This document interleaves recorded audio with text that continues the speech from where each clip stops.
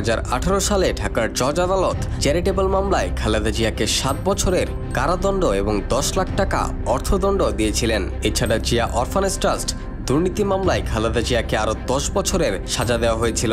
ছাত্র জনতার অভ্যুত্থানে শেখ হাসিনা পালিয়ে গেলে গত 6 আগস্ট রাষ্ট্রপতি বিএনপি চেয়ারপারসনের 2টি সাজাই মওকুফ করেছিলেন। এতে তিনি কারামুক্ত হলেও আইনি লড়াইয়ে সাজামুক্ত হতে আপিল করেন তিনি। গত 11 নভেম্বর জিয়া অরফানেজ ট্রাস্ট দুর্নীতি মামলায় খালেদা জিয়াকে হাইকোর্টের দেয়া 10 বছরের সাজা স্থগিত করেন আপিল বিভাগ।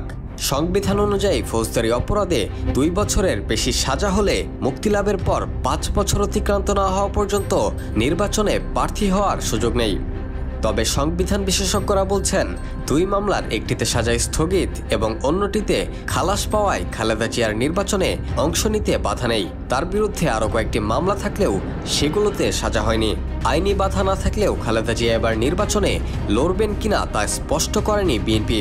তবে অসুস্থতা ও বার্ধক্যজনিত কারণে দেশ পরিচালনার সক্ষমতা আরও অনেক আগেই হারিয়েছেন দেশের প্রথম এই নারী প্রধানমন্ত্রী। Rakibul Hasan, D news, Bangladesh.